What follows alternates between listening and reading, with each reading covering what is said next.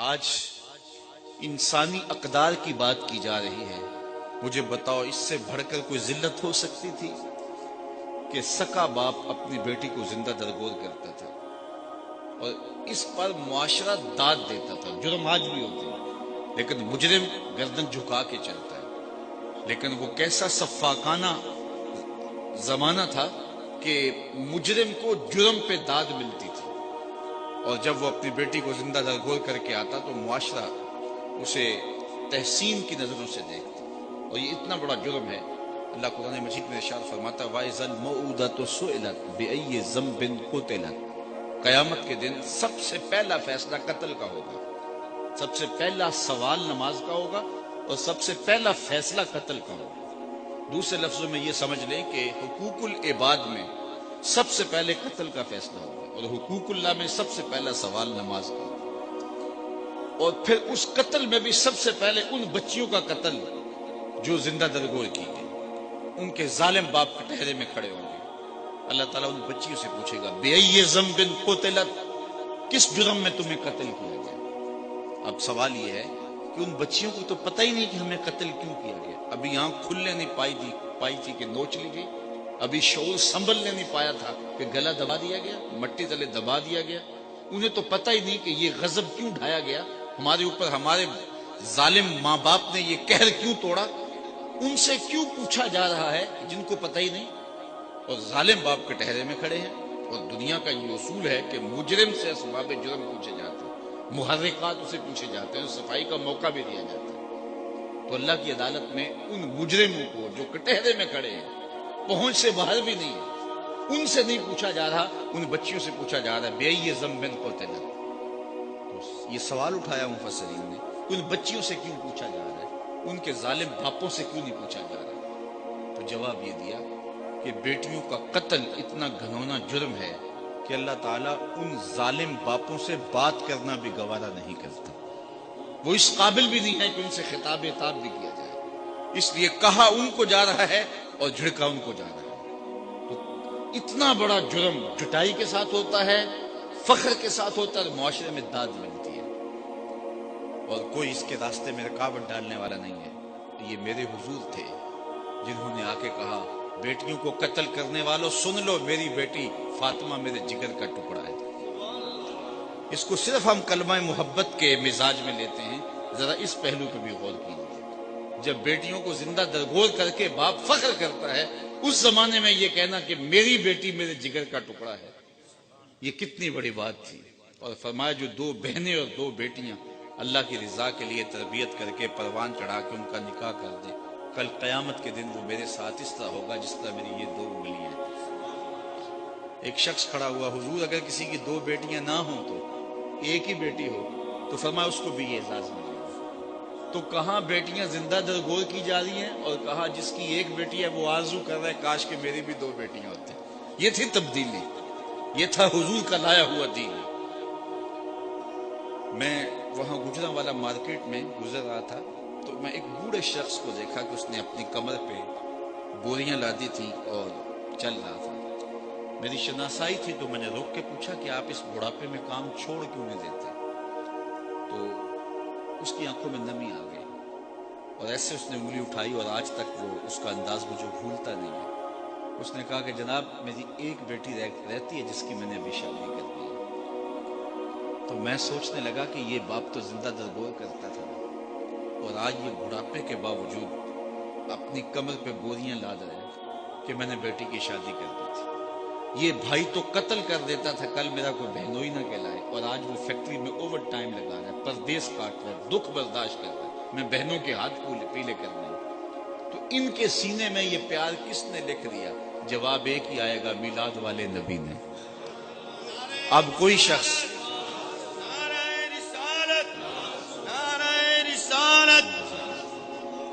اب وہ بیٹی جس کو زندہ درگور کر کے باپ فخر کرتا تھا, اسی بیٹی کے لیے آج باپ اپنی جھکی ہوئی کمر پہ بوریاں لاد کے مزدوری کر رہا ہے. اس بیٹی کو عزت دیو. جب بیٹی کو رخصت کرتا ہے تو باپ کی آنکھیں نمناک ہوتی ہیں. کوئی بندہ کہے اس بیٹی کو کہ تو حضور کا میلاد نہ منایا کر, میرے پاس یہ اتنے دلائل موجود ہیں تو وہ کہے گی منہ ادھر کر، مجھے تو عزت ہی حضور نے دی ہے، مجھے تو وقار ہی حضور نے دیا ہے۔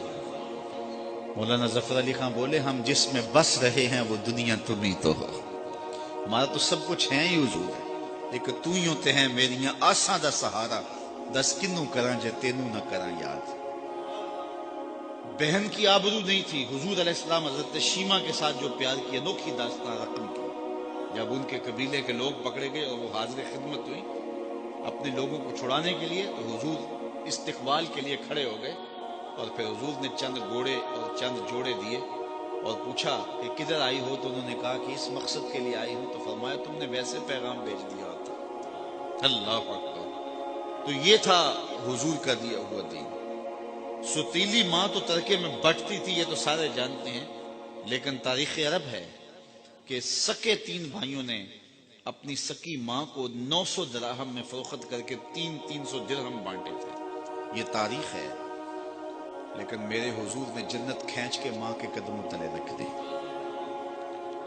سارا وقار یہاں ہے، ساری عزتیں یہی ہیں۔ ماں باپ کی رضا میں اللہ کی رضا چھپا دی، ماں کی ناراضگی میں اللہ کی ناراضگی رکھ دی۔ پھر خود عملاً حضور نے اپنی ماں کا ذکر کیا۔ ایک دن حضور مسجد نبوی میں تشریف لائے، تا حد نظر صحابہ تھے، تو جو ہی حضور مصلی پہ آئے، عشاء کا وقت تھا، تو ادب سے کھڑے ہو گئے، بس آنکھیں نمناک ہو گئی، اور حضور علیہ السلام نے ایک ٹھنڈی آہ بھری اور روتے ہوئے کہا کاش آج میری ماں زندہ ہوتی۔ انسان نے دکھوں کا دور دیکھا ہو، بعد میں خوشحالیاں مل جائیں تو انسان آرزو کرتا ہے کہ میں نے دکھوں کا دور دیکھا اور میرے ماں باپ نے وہ زمانہ دیکھا، آج اگر میرے ماں باپ زندہ ہوتے تو میرے آنگن میں بہاریں بھی دیکھتے۔ تو وہ آرزو کرتا ہے، وہ تمنا کرتا ہے۔ تو حضور جب پیدا ہوئے تھے تو باپ کا سایہ سر پہ نہیں تھا، 6 سال کی عمر تھی، ابوا کی ریت کے ٹیلے تھے۔ سیدہ آمنہ کو سخت بخار ہو گیا، ام ایمن کو بلا کے کہا میرے اس بیٹے کو بحفاظت امیر قریش عبد المطلب تک پہنچا دینا، مجھے لگتا ہے میرا بخار جان لیوا ثابت ہوگا۔ پھر حضور سے کچھ باتیں کرنا چاہی، لیکن ضبط کے بندھن ٹوٹ گئے، حضرت آمنہ کوئی باتیں نہ کر سکی۔ جو چند باتیں کی ابن حشام نے سیرت النبویہ کے اندر لکھی ہے، کہا بیٹا ہر نئی چیز نے پرانا ہو جانا ہے، ہر باقی نے فنا ہو جانا ہے، میں بھی جا رہی ہوں، وذکرہ باق وولدت طہرا، لیکن میرا ذکر نہیں مٹے گا، اس لیے کہ تیرے جیسا ستھرا بیٹا چھوڑ کے جا رہی ہوں۔ جن ماؤں کے بیٹے اتنے اچھے ہوں، ان ماؤں کا ذکر نہیں مٹا کرتا۔ یہ آخری لفظ تھے سیدہ آمنہ کے کہ وصال ہو گیا۔ حضور ماں سے لپٹ گئے، امی آپ آگے بولتی نہیں، لیکن خاموش ہو گیا تھا چمن بولتا۔ پھر ماں کی وہی تدفین کی اور پتھر کے چھوٹے چھوٹے ٹکڑے قبر پہ رکھے۔ تجھے کن پھولوں میں ہم کفن دیں، تو جدا ہی ایسے موسموں میں ہوا جب درختوں کے ہاتھ پھولوں سے خالی تھے۔ آج مدینے میں حضور کی ماں کا انتقال ہوتا، فرشتے جنت سے پھول لے کے آتے، کتنے صحابہ جنازے میں ہوتے، لیکن 6 سال کی عمر، خیر حضور مکے چلے گئے، پھر وقت گزرے، لیل و نہار کروٹیں بدلتے رہے، پھر طائف کے بازار بھی آئے، مکی کی گلیاں بھی آئیں، پھر آج حضور مدینے ہجرت کر کے آئے ہیں تو ادب کی آیتیں اتر گئی ہیں۔ خبردار، میرے نبی کی آواز سے آواز بھی اونچی نہ ہو پائے۔ میرے نبی سے بات کرنی ہے تو پہلے گھر جاؤ، صدقہ لو، پھر فقیر ڈھونڈو، پھر خیرات کرو، پھر میرے نبی کی چوکھٹ پہ آؤ، تمہیں پتہ چلے کتنی اونچی بارگاہ میں آ گئے۔ حضور تشریف لائے، صحابہ ادب سے کھڑے ہو گئے، نظر پلٹ کے ابوا میں چلی گئی، کہا لو ادرکت والدی او احدہما، کاش آج میرے ماں باپ زندہ ہوتے، یا کم از کم میری ماں زندہ ہوتی، وانا اصلی صلاۃ العشاء، اور میں لوگوں کو نماز عشاء پڑھا رہا ہوتا، واقرأ فیہا بفاتحۃ الکتاب، اور اس میں سورہ فاتحہ کی تلاوت چل رہی ہوتی، پھر میری ماں کو میرے ساتھ کوئی کام یاد آ جاتا، دروازے پر آتی، چلمن سرکاتی اور میٹھے اور مد بھرے لہجے میں مجھے بیٹا کہہ کے آواز دیتی، فرمائے لوگوں میں نماز چھوڑ کے پہلے ماں کی بات سن لیتا۔ کہاں ماں بکتی ہے، کہاں ماں کے قدموں تلے جنت بچھا دی۔ آج بیوی کے حقوق کی بات ہوتی ہے اور دنیا کہتی ہے کہ ہم نے خواتین کو حقوق دیے، میں کہتا ہوں کائنات میں اس کی کوئی دوسری مثال لا کے دکھاؤ۔ جب حضرت خدیجہ الکبریٰ کا آخری وقت آیا، انہوں نے حضرت سیدہ فاطمہ سے کہا جاؤ اپنے باپ سے چادر رحمت مانگ کے لاؤ۔ وہ حاضر خدمت ہوئی تو حضور نے فرمایا کہ فاطمہ اپنی ماں سے پوچھو چادر کیا کرنی ہے، تو وہ پوچھنے آئی تو حضور بھی پیچھے آ گئے۔ تو سیدہ خدیجہ رضی اللہ تعالیٰ عنہ نے کہا حضور میرے بدن پر بخار کی جو حالت ہے، مجھے لگتا ہے یہ بخار جان لیوا ثابت ہوگا، میں نے چادر اس لیے منگوائی ہے کہ اس چادر سے مجھے کفن دیا جائے۔ اندھیروں میں بیٹھ کے عقیدے نہ بنایا کرو، عقیدے وہی رکھا کرو جو نبی کے گھر والوں کے۔ سیدہ آمنہ کا عقیدہ یہ ہے کہ حضور کے بدن سے چھوئی ہوئی چادر کفن کے لیے مل جائے تو بخشش کی ضمانت ہے۔ تو کہا حضور میں چادر اس لیے مانگی، حضرت خدیجہ نے کہا اس لیے کہ اس چادر سے مجھے کفن دیا جائے۔ خیر حضور علیہ السلام کی آنکھوں میں آنسو آ گئے، اور حضور نے جو جملے کہے، کائنات کی تاریخ میں ایسے جملے نہیں ملیں گے آپ کو۔ فرمایا خدیجہ تو نے چادر مانگی ہے، لو اردت جلدی لا آتے تو گے، اگر تو میری جلد بھی مانگتی وہ بھی اتار کے دے دیتا۔ کوئی لاؤ تو صحیح ایسی مثال۔ ام المومنین سیدہ عائشہ رضی اللہ تعالیٰ عنہ فرماتی ہیں میں حضور گھر تشریف لائے اور میں آب خورے میں پانی لے رہی تھی، حضور نے مجھے کہا عائشہ تھوڑا سا پانی میرے لیے بھی چھوڑ دو۔ میں نے چھوڑ دیا تو حضور نے میرے ہاتھ سے پیالہ لیا، پھر پینے سے پہلے رک گئے اور مجھ سے مخاطبہ کرتے ہوئے فرمایا عائشہ ذرا بتانا تم نے ہونٹ کہاں لگائے تھے؟ مجھے بتاؤ اگر شوہر کا رویہ بیوی کے ساتھ یہ ہوگا تو گھر جنت کا ٹکڑا نہیں بن جائے گا؟ تو کوئی لاؤ تو صحیح ایسی مثال۔ کسی زمانے میں ایک غیر مسلم نے اسلام قبول کیا تو اسے پوچھا گیا کہ اسلام کی کس قدر نے تجھے متاثر کیا؟ تو وہ بولا کہ سیرت کا صرف ایک واقعہ میری ہدایت کا سبب بن گیا۔ کیا ہوا؟ کہا مجلس رسول صلی اللہ علیہ وسلم لگی تھی، لوگوں کا ہجوم تھا، ایک شخص نے عرض کی حضور میرے لیے دعا کر دیجئے، میرا بچہ کئی دنوں سے گم ہے، مل نہیں رہا، مل جائے۔ قبل اس سے کہ حضور کے ہاتھ اٹھتے اور اجابت کے سارے در کھل جاتے۔ ایک شخص مجلس میں موجود تھا، کھڑا ہو گیا، حضور میں ابھی فلاں باغ کے قریب سے گزر کے آیا ہوں اور میں اس کے بچے کو جانتا ہوں، وہاں میں نے بچوں کے ساتھ کھیلتے ہوئے دیکھا۔ باپ نے جب سنا کہ میرا بچہ فلاں باغ میں ہے تو اس نے دوڑ لگا دی، فرمایا اسے بلاؤ۔ بلایا گیا، بہت جلدی؟ جی حضور آپ جانتے ہیں ایک باپ کے جذبات کیا ہوتے ہیں؟ کہا اچھی طرح آگاہ ہوں، لیکن تمہیں بلایا ہے تو بلانے کا بھی ایک مقصد تھا۔ جی حضور ارشاد فرمائیے۔ فرمایا جب باغ جاؤ بچوں کے ساتھ اپنے بچے کو کھیلتا ہوا دیکھ لو تو بیٹا بیٹا کہہ کے آوازیں نہ دینے لگ جاؤ، جو نام رکھا ہے اس نام سے پکار دو۔ عرض کی حضور میرا بیٹا ہے، اگر میں بیٹا کہہ کے پکاروں گا تو حرج بھی کیا ہے؟ فرمایا تم کئی دنوں سے بچھڑے ہو، تمہارے لہجے میں بلا کا رس ہوگا اور تم نہیں جانتے، ہو سکتا ہے کھیلنے والوں میں کوئی یتیم بھی کھیل رہا، اور جب تم اپنے بیٹے کو بیٹا کہہ کے پکارو گے، اتنا میٹھا لہجہ ہوگا تو اس کے دل پہ چوٹ لگے گی، کاش آج میرا باپ ہوتا تو مجھے بھی بیٹا کہہ کے پکار۔ کہا یہ شوق گھر جا کے پورا کر دے۔ کوئی لاؤ تو صحیح کائنات میں ایسا۔ بیوہ کے سامنے اپنی بیوی سے پیار کرنے سے روکا گیا، یہ شریعت بیضا کا مزاج ہے۔ غریب کے سامنے اپنی دولت کی نمائش کرنے سے منع کیا گیا، بلکہ میرے حضور نے یہاں تک فرمایا اپنے گوشت کی خوشبو سے غریب ہمسائے کو تکلیف نہ دو، یا تو تھوڑا سا پانی زیادہ ڈال لو اور شوربے کی ایک پیالی ہمسایوں کے گھر بھی بھیج دو، اور اگر ایسا نہیں کر سکتے تو ایسے زاویے میں کھانا پکاؤ کہ اس کے بچوں تک مہک نہ پہنچے۔ بچے بچے ہوتے ہیں، ضد کر بیٹھے تو وہ مزدور کیسے ضد پوری کرے گا؟ ان بلکتے بچوں کے آنسو کون پوچھے گا؟ وہ کیا کسی نے کہا نا دوپہر کو سلا دیتی ہے بچوں کو وہ اس ڈر سے، دوپہر کو سلا دیتی ہے بچوں کو وہ اس ڈر سے گلی میں پھر کھلونے بیچنے والا نہ آ جائے۔ تو کہا حضور کی سیرت کے اس واقعہ نے کہ یتیم کے سامنے اپنے بچے سے بھی پیار نہیں کرنا اور اس کو بھی جو ہے وہ بیٹا کہہ کے آواز دے دینی، اس نے مجھے بتایا کہ کتنی نزاکت قلبیہ کا لحاظ رکھنے والے حضور ہیں۔ رب بھی قرآن میں کہتا ہے عزیز علیہ ما عنتم، تمہارا مشقت میں پڑنا نبی پہ گراں گزرتا ہے، اتنے لطیف جذبات کے مالک ہیں۔ کوئی لاؤ تو صحیح، لو تدخلوا شوکۃ فی رجل احدکم لوجدت علمها، اے امتی تیرے پاؤں میں کانٹا چبھے تو تکلیف مجھے ہوتی، مبتلائے درد ہو کوئی عذب روتی ہے آنکھ، کس قدر ہم درد سارے جسم کی ہوتی ہے۔ ایک خاتون تھی جس کا توازن عقلی ٹھیک نہیں تھا، ایک دن حضور ممبر پہ تشریف فرما تھے، وہ دروازے پہ آئی اور حضور کو اشارہ کیا کہ میری بات سنو۔ حضور اٹھ کے دروازے پہ چلے گئے۔ مجھے معاف کرنا، یہ جو پیری مریدی کا ہمارے ہاں کلچر ہے یہ نبوی مزاج سے ٹکراتا ہے۔ آج پیر بت بن کے بیٹھا ہوا ہوتا ہے، اس کا سٹیٹس نہیں دیکھا جاتا۔ رسول اللہ سے بڑا سٹیٹس کس کا ہو سکتا ہے؟ اس بڑھیا کی بات سننے کے لیے حضور تشریف لے جاتے ہیں۔ اس نے کہا میں آپ سے کوئی باتیں کرنی ہے؟ کہا جی بالکل کرے۔ فرمایا کیجئے جو کہنا کہو۔ اس نے کہا یہاں نہیں۔ کہاں؟ کہا کہ آپ باہر کھلی جگہ پہ تشریف لے جائیں، میں وہاں آپ سے کوئی باتیں کروں۔ حضور وہاں چلے گئے۔ کڑکتی دھوپ، عرب کا موسم، اور اس عورت کا توازن عقلی بھی ٹھیک نہیں ہے۔ پھر باتیں سننے کے لیے جس کو حضور مل جائے، وہ کیا کسی نے کہا نا، اسی شوق میں کی ہیں تجھ سے ہزار باتیں، اسی شوق میں کی ہیں تجھ سے ہزار باتیں، تیرا حسن تیرے حسن بیاں تک دیکھوں۔ تو اس نے لمبی باتیں کی، جب تھک ہار کے خود جانے لگی تو صحابہ کہتے ہیں ہمیں غصہ تو بڑا آ رہا تھا اس عورت پہ، لیکن کہہ کچھ نہیں سکتے تھے، حضور خود دھیان سے سن رہے تھے۔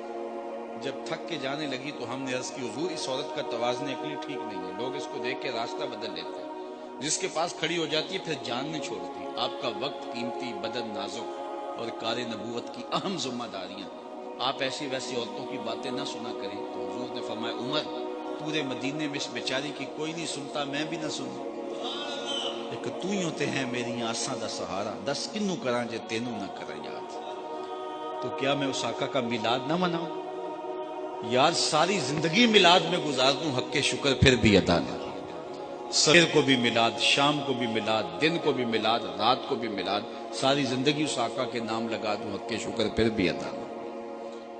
ہم اپنے میلاد کو چند دنوں تک محدود نہ کریں، پوری زندگی پر پھیلا لیں حضور کے میلاد کو، اور آقا کی غلامی اور حضور کی نیاز مندی اور حضور کی نوکری کا حق ادا کریں۔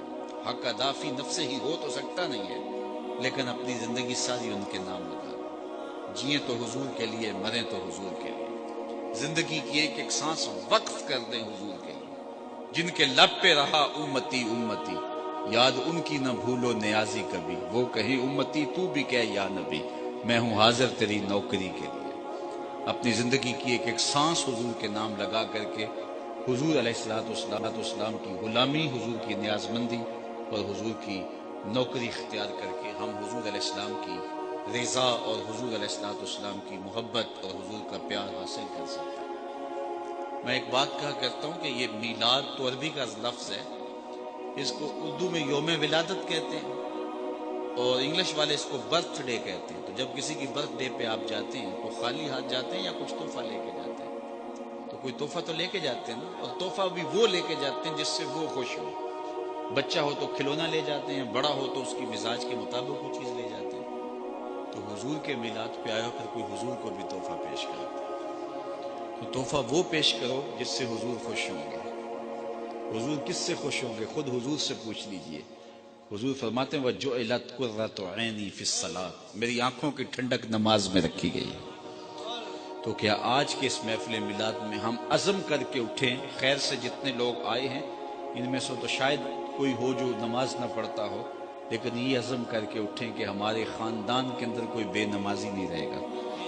اتنے زور کے ساتھ ہم کام کریں گے، اتنی شدت کے ساتھ ہم کام کریں گے، اتنی محنت سے ہم کام کریں گے، اتنے خلوص سے ہم کام کریں گے کہ وہ مجبور ہوگا ایک دن تجھ کو بھی جیت لیں گے ہم محبت کے زور پر۔ تو اتنا پیار سے کام کریں گے کہ وہ مجبور ہو جائے گا۔ اپنی مسجدوں کو رونق دو، اپنی پیشانیوں کو سجدوں سے آشنا کرو، سویر شام حضور پہ درود پڑھو، اور زندگی کی ایک ایک ساتھ حضور کے نام پہ لگا دو۔ اقبال کا سارا فلسفہ نچوڑو تو جو رس نکلتا ہے، جو جوس نکلتا ہے، وہ یہ ہے کہ محمد سے وفا تو نے تو ہم تیرے ہیں، یہ جہاں چیز ہے کیا لوح و قلم تیرے ہیں۔ ڈاکٹر ہے لیکن بت کے آگے ہاتھ جوڑے کھڑے، علم کی اتھارٹی ہے، اسے سمجھ نہیں آتی کہ اپنے بدن پہ بیٹھی مکھی تو اڑا نہ سکے، میری ضروریات کا کفیل کیسے ہو سکتا ہے، لیکن ہاتھ جوڑے کھڑا۔ دوسری جانب MBBS ڈاکٹر ہے اور گائے کے پیشاب کو تبرک سمجھ رہا ہے، اس کی طب نے اسے نہیں بتایا کہ اس میں کتنا تعفن ہے، اس میں جراثیم کتنے ہیں، لیکن اس کو تبرک سمجھ رہا ہے۔ میرا تعلق ایک دیہات سے ہے، اور میں نے اپنی مسجد کی ٹوٹیوں پر ایک 7 سال کا بچہ دیکھا جو اپنے پائنچے کو مل مل کے دھو رہا تھا۔ تو میں نے اس کو کہا کہ اتنا زیادہ پانی تم نے کھولا ہے، جھڑکنے کے لہجے میں کہا۔ تو اس نے کہا حضرت میں گلی سے گزر رہا تھا، کسی جانور کے پیشاب کا چھینٹا میرے پائنچے پہ گر گیا اور میں سکول جا رہا۔ وہ کسی دارالعلوم کا فاضل نہیں تھا کہ جس نے نجاست خفیفہ و غلیظہ کے حکام پڑھے ہوں، سکول کا بچہ تھا اور پائنچے پہ پڑے ہوئے پیشاب کے چھینٹوں سے اپنے لباس کو مل مل کے دھو رہا ہے۔ تو میں سوچ میں پڑ گیا کہ اس ڈاکٹر کو تو سمجھ نہیں آئی، اس 7 سال کے بچے کو سمجھ آ گئی۔ تو میرے اندر سے آواز آئی، ہے وہ ڈاکٹر لیکن اس کے ہاتھ میں دامن میرے حضور کا نہیں ہے، اور یہ ہے بچہ ماں نے گڑتی میں حضور کا پیار دیا ہے، تقدس روح تک اتر گیا ہے۔ تو اگر روشنی چاہیے، تقدس چاہیے، اجالا چاہیے، زندگی کا حقیقی نور چاہیے، تو وہ آمنہ کے لال کی دہلیز سے نصیب ہوگا۔ تو ہم خود آشنا بھی نہ ہوتے اگر ہمیں حضور کی دہلیز